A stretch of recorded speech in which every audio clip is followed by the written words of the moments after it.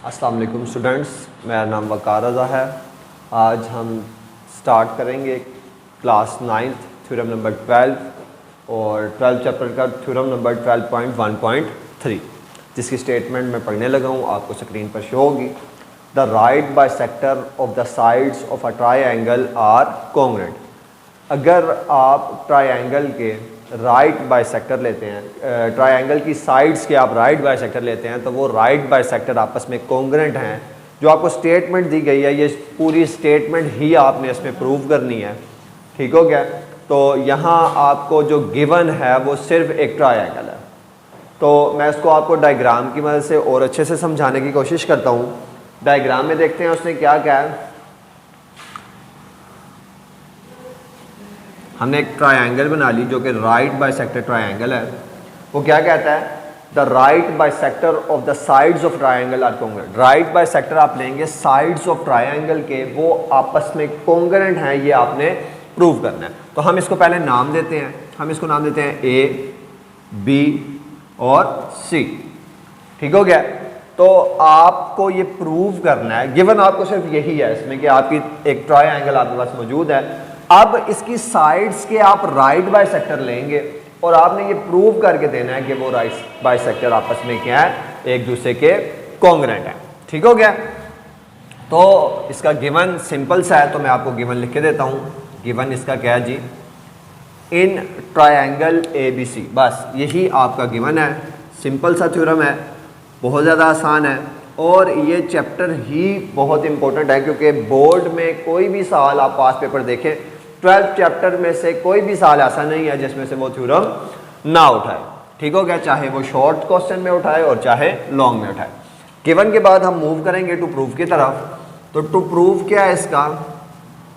To prove same वही statement जो आपने प्रूव करनी है। The right bisector, the bisector of side A, the bisector of AB, BC and AC are congruent. ये आपका to prove है कि आप इन साइड्स का बाइसेक्टर लें। The bisector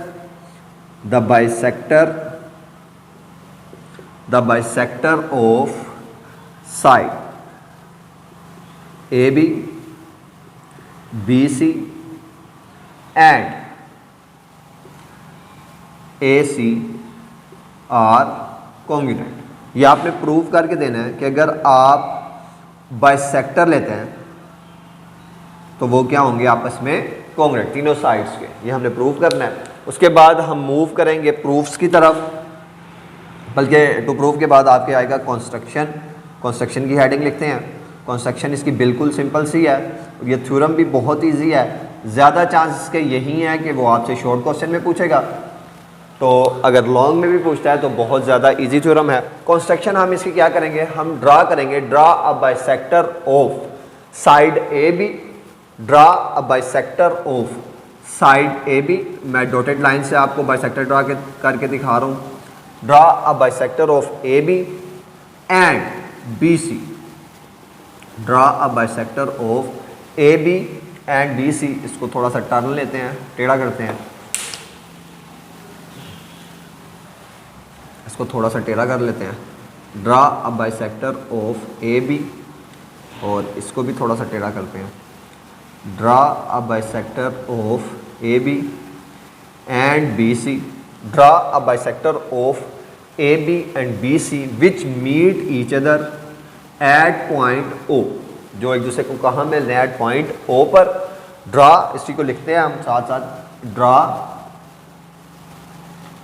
a bisector of AB side and BC side which meet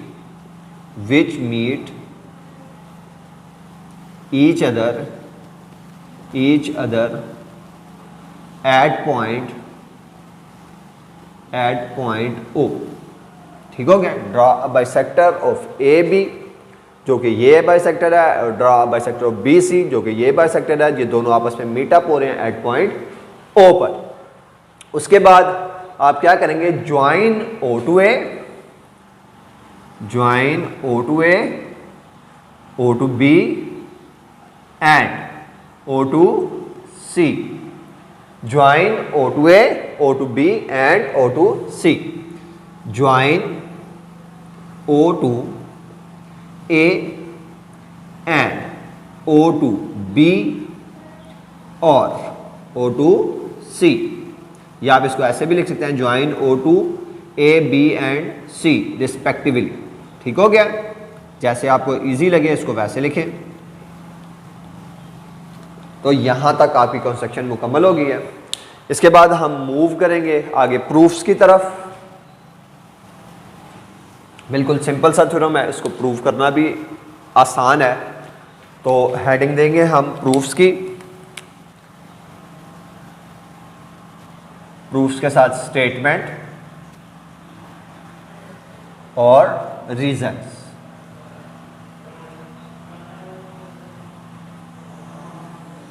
ठीक हो गया।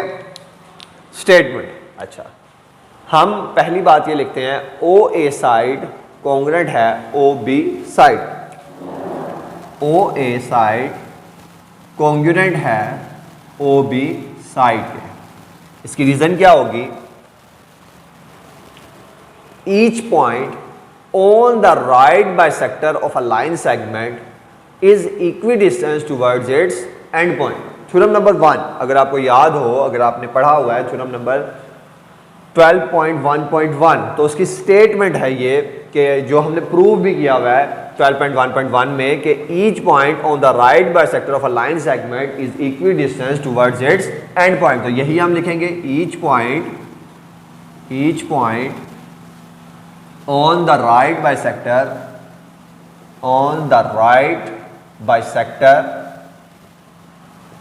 of a line segment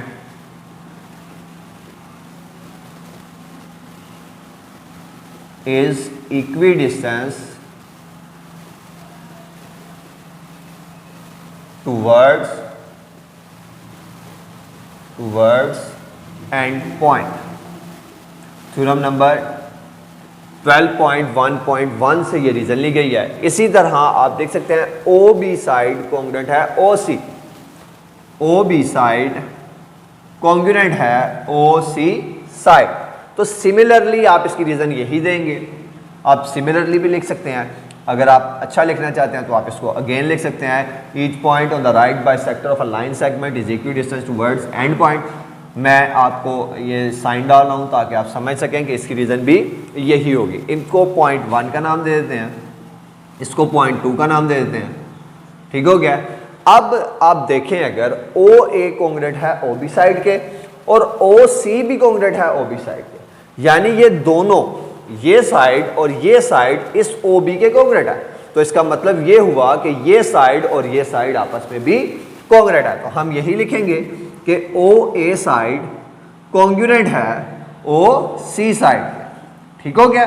तो इसकी रीजन में हम क्या लिखेंगे कि ये हमने कहाँ से लिया? फ्रॉम 1 एंड 2 से, फ्रॉम 1 एंड 2। ठीक हो गया। इसके ऊपर मैं लिख देता हूँ सिमिलरली ताकि आपको याद रहे कि ये सिमिलरली जैसे हमने ऊपर किया है वैसे ही ये भी प्रूव हुआ है। ठीक हो गया।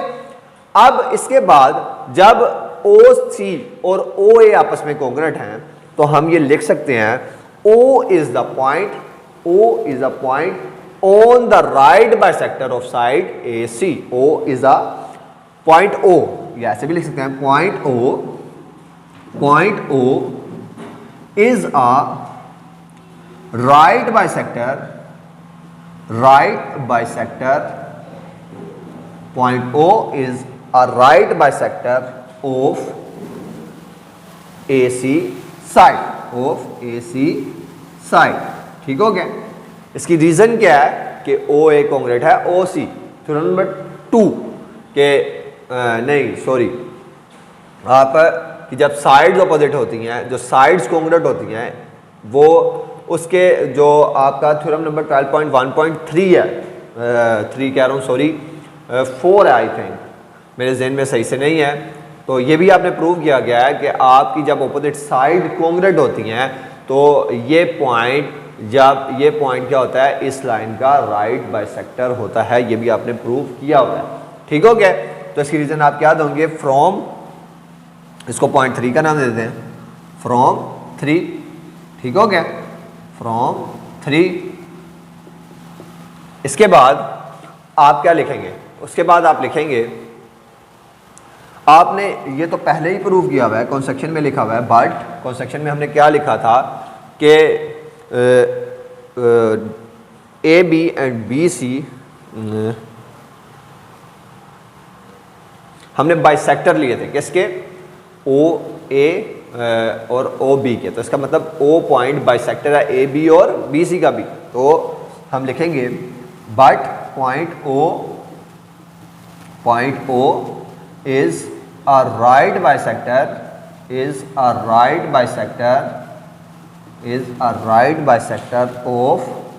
Of side A B side and B C side. ठीक हो गया।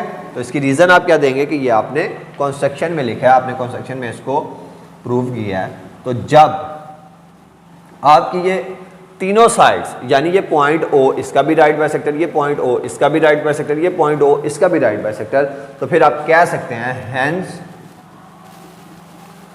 hence the bisector of AB, BC and AC are congruent. Hence the bisector of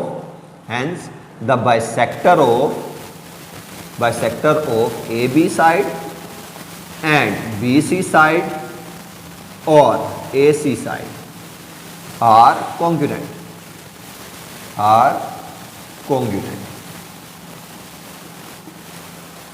easy सा थ्योरम था।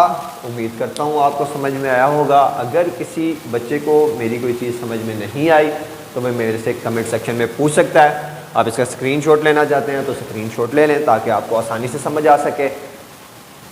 मिलते हैं नई वीडियो में, तब तक के लिए अल्लाह हाफिज़।